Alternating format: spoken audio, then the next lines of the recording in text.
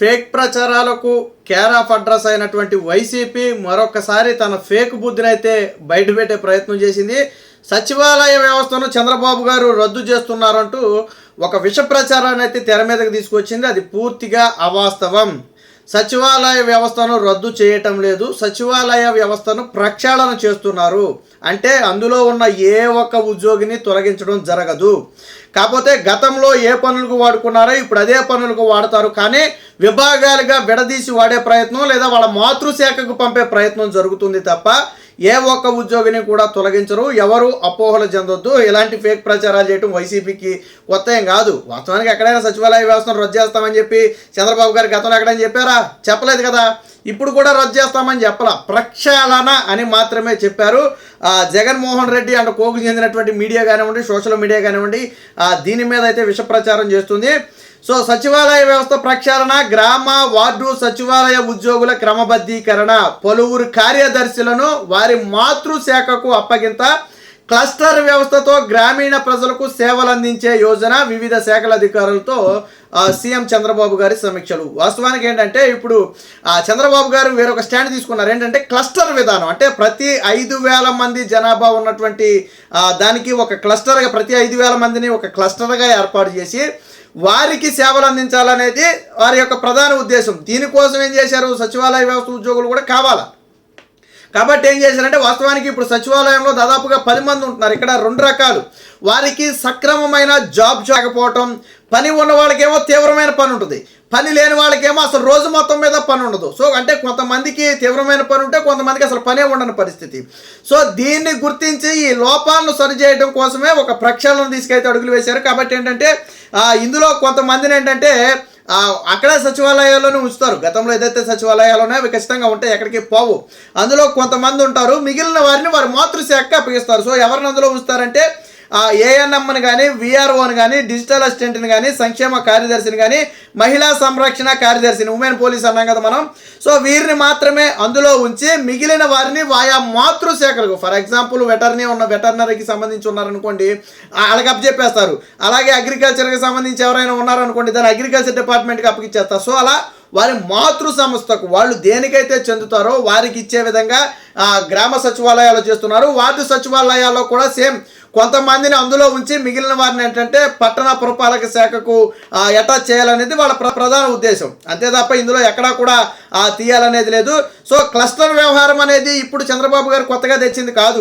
2014లో గెలిచిన తర్వాతే 2019 ఎన్నికలకు ముందుకే ఈ క్లస్టర్ విధానం అనేది ఆయన మనసులో ఉంది. అప్పుడే గతంలో చెప్పారు. బట్ తర్వాత 2019లో కన్నా తెలుగుదేశం పార్టీ గెలిస్తే ఖచ్చితంగా ఈ క్లస్టర్ విధానాన్ని అమలు చేద్దురేమో. సో పార్టీ గెలవలేదు, తర్వాత అది కొనుమరుగైపోయింది, తర్వాత సచివాలయ వ్యవస్థ వచ్చింది. సో ఇప్పుడు మళ్ళీ తిరిగి క్లస్టర్ విధానాన్ని అమలు చేయాలనేది చంద్రబాబు గారి ప్రధాన ఆలోచన. ఏంటంటే ప్రతి 5,000 మంది జనాభాను ఒక క్లస్టర్గా ఏర్పాటు చేసి గ్రామీణ ప్రజలకు అన్ని రకాల సేవలు అందించాలనేది యోచన. అప్పట్లోనే దీనిపై సమగ్ర ప్రణాళికలు రూపొందించారు. అది కార్యరూపం దాల్చక ముందే వైసీపీ సర్కారు గ్రామ వార్డు సచివాలయాలను అయితే తీసుకొచ్చింది. ఎక్కువ మందికి ఉద్యోగాలు కల్పించారనే గొప్ప తప్ప వారి సంక్షేమాన్ని పట్టించుకోలేదు. సో ఇప్పుడు ఈ వ్యవస్థను ఉపయోగించుకుని క్లస్టర్ విధానాన్ని అమలు చేసి సమగ్రమైన సేవలు అందించాలి. ముఖ్యంగా గ్రామీణ ప్రాంతాలను టార్గెట్ చేసుకుని ఈ వ్యవస్థ ప్రక్షాళన అయితే జరుగుతుంది. అంతే తప్ప వైసీపీ కానీ వైసీపీ మీడియా చెబుతున్నట్టు కానీ సచివాలయ వ్యవస్థ అనేది పూర్తిగా రద్దు కాదు. అందులో ఏ ఒక్క ఉద్యోగిని కూడా తొలగించడం అనేది జరగదు. సో ఇదే విషయాన్ని అయితే చాలా స్పష్టంగా చెప్పడం జరిగింది. సో మానవ వనరులు వృధా కాకుండా సేవలు అందించాలి అనేది కూటమి ప్రభుత్వ ప్రధాన లక్ష్యం. నేను ఇందాకే చెప్పాను, జాబ్ చార్టర్ అనేది వీళ్ళకి పూర్తిగా సచివాలయ ఉద్యోగులకి పర్ఫెక్ట్గా లేదు. పని ఉన్న వాళ్ళకేమో తలకు మించిన భారం అవుతుంది, పని లేని వాళ్ళకు రోజంతా ఖాళీగానే ఉంటున్నారు. దీన్ని ప్రక్షాళన చేయాలంటే అందరికీ సమాన పని ఉండాలి, మానవ వనరులు వృధా కాకూడదు. ఎవరైతే ఖాళీగా ఉంటున్నారో అని ఇప్పుడు మనం మాట్లాడుకున్నామో వారికి కూడా పని కల్పించాలి. ఆ ఉద్దేశంతోనే ఇప్పుడు ఈ వ్యవస్థ ప్రక్షాళన అయితే తీసుకురావడం జరిగింది. వాస్తవానికి జగన్మోహన్ రెడ్డి అనేక లోపభూయిష్ట నిర్ణయాలు తీసుకున్నాడు. సచివాలయ వ్యవస్థను తీసుకొచ్చాడు, ఓకే బాగానే ఉంది. ఒక్కొక్క చోట 10 మందిని పెడతానన్నారు, బాగానే ఉంది. బట్ వారికి పని విధానాలు కానివ్వండి, వారు ఏ విధంగా పనిచేయాలి, ఎవరికి సేవలు అందించాలనే దాని మీద నిర్దిష్టమైనటువంటి విధానాలు రూపొందించకపోవడం వల్ల వచ్చినటువంటి సమస్యలు ఇవి. ఇదే సమయంలో ఏదైతే సచివాలయాల్లో రిజిస్ట్రేషన్లు ఉన్నాయో, దాన్ని పూర్తిగా రద్దు చేయమని చెప్పి చంద్రబాబు గారు చెప్పారు. మనం గతంలో కూడా దీని గురించి మాట్లాడుకున్నాం. సచివాలయాల్లో రిజిస్ట్రేషన్, మన గ్రామంలోనే రిజిస్ట్రేషన్ అంటే అనేక అవకతవకలు జరిగే అవకాశం ఉంటుంది. ఆ అధికారులు అలాగే పార్టీ నేతలు కొంతమంది కుమ్మక్కయ్యారనుకోండి, వాళ్ళు ఇష్టం వచ్చినట్టు చేసేయచ్చు. సో అందుకనే మనం గతంలో కూడా ఈ విధానాన్ని వ్యతిరేకించాం. రిజిస్ట్రేషన్ అనేది చాలా పకడ్బందీగా జరగాల్సిన వ్యవహారం. అది సబ్ రిజిస్టర్ ఆఫీసులో జరిగితేనే మంచిది, ఎందుకంటే అన్ని ఆధారాలతోనూ సబ్ రిజిస్టర్ ఆఫీసులో జరగటమే మంచిది. కానీ ఇప్పుడు దాని సచివాలయాలకు ఏదో మెరుగు చేయాలనే ఉద్దేశంతో సచివాలయాలకు తెచ్చారు. కానీ వాళ్ళ అసలు ఇంటెన్షన్ ఏంటంటే లోకల్లో ఉన్నటువంటి భూముల మీద కొనేసి అవసరమైతే ప్రభుత్వ భూములు కూడా వాళ్ళ పేరు మీద రాయించేసుకోవచ్చు. కాబట్టి ఈ రిజిస్ట్రేషన్ వ్యవహారాన్ని అయితే చంద్రబాబు గారు పూర్తిగా రద్దు చేశారు. ఇక మీదట సచివాలయాల్లో రిజిస్ట్రేషన్లు జరగవు. దీనికి సంబంధించి ఆదేశాలు కూడా జారీ చేయాలని చెప్పి అధికారులకు మన సమీక్ష సందర్భంగా కూడా చెప్పడం జరిగింది. సో ఒక విషయం మాత్రం చాలా క్లిస్టర్ క్లియర్, సచివాలయ వ్యవస్థను ప్రక్షాళన చేస్తున్నారు, పర్ఫెక్ట్ జాబ్ చాప్టర్ రూపొందిస్తున్నారు. ఎవరైతే సచివాలయాల్లో ఉండాల్సిన అవసరం ఉందో వారిని మాత్రమే సచివాలయాల్లో ఉంచి మిగిలిన వారిని వారి మాతృశాఖకు పంపే ప్రయత్నం జరుగుతుంది తప్ప ఇందులో ఎటువంటి లేదు. Social media, YCP social media మరీ బరిదెగించేసి ఈ మధ్యన ఇష్టం వచ్చినట్టుగా రాతలు రాస్తుంది. ఏమని రాస్తుంది? సచివాలయ వ్యవస్థ పూర్తిగా రద్దు. చంద్రబాబు నాయుడు గారు సచివాలయ వ్యవస్థ రద్దు అని ఎప్పుడైనా చెప్పాడైనా? వాలంటీర్ వ్యవస్థ రద్దు అంటున్నారు. వాలంటీర్ వ్యవస్థ కూడా రద్దు కాదు. వాలంటీర్లు కూడా తీసుకుంటారు. దానికి పూర్తి విధి విధానాలు రూపొందించాల్సి ఉంది.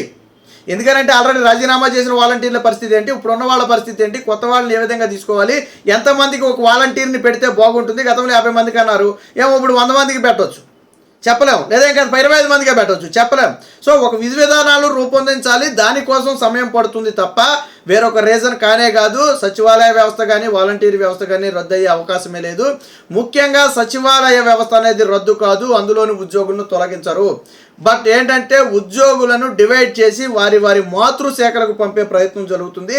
వార్డు అంటే పట్టణాల్లో ఏదైతే ఉన్నాయో వార్డు సచివాలయాల్లో కూడా కొంతమంది ఉద్యోగులను అక్కడ చెట్టి మిగిలిన వారిని పట్టణ పురపాలక శాఖకి అటాచ్ చేసే అవకాశం ఉంది. వాస్తవానికి అది జరిగితేనే మంచిది. మీకు పట్టణ పురపాలక శాఖ అనేది చాలా పెద్ద వ్యవస్థ. సో అందులో ఉంటే మీకు ఇంకా హోదా ఎక్కువ ఉంటుంది. కార్యదర్శిని ఏం చేస్తారంటే పంచాయతీల పరిధిలోకి తెచ్చేస్తారు. ఇక్కడ ఆ పంచాయతీలో గ్రామాల్లో ఉన్నటువంటి పంచాయతీ కార్యదర్శిని పంచాయతీ పరిధిలోకి తెచ్చేస్తారు, గ్రామీణ పంచాయతీరాజ్ శాఖలోకి తీసుకొచ్చేస్తారు. అలాగా వారిని ఆయా శాఖల్లోకి పంపితే మీకే బెనిఫిట్. వాస్తవానికి మీరు ఇప్పుడు ఈ పని చేసేది ఒక శాఖ పని, కానీ మీకంటూ కరెక్ట్ అయిన రికగ్నైజేషన్ లేదు. మీరు ఏ శాఖకి చెందిన వాళ్ళంటే సచివాలయ ఉద్యోగులు అంటున్నారు తప్ప మీరు ఏ శాఖకి చెందిన వాళ్ళు అనేది ఎవరికి తెలియంది. బట్ ఆయా శాఖల మాతృశాఖలకు కనుక మిమ్మల్ని అప్పగిస్తే ఎస్ మేము పంచాయతీరాజ్ శాఖకి చెందిన వాళ్ళం, మేము మున్సిపాలిటీ శాఖకి చెందిన వాళ్ళం అని చెప్పి, పట్టణ పురపాలక శాఖకి చెందిన వాళ్ళం అని చెప్పి చాలా స్పష్టంగా చెప్పుకోవచ్చు. మీరు అగ్రికల్చర్ డిపార్ట్మెంట్కి చెందిన వాళ్ళమనో ఏదో ఒకటి చెప్పుకోవచ్చు. సో ఆ విధానంతో చంద్రబాబు గారు ఆలోచన తెచ్చారు తప్ప ఇందులో ఎటువంటి విధానం లేదు. గతానికంటే మెరుగైన సేవలు అందించడం కోసమే ఈ నిర్ణయాలు తీసుకున్నారు.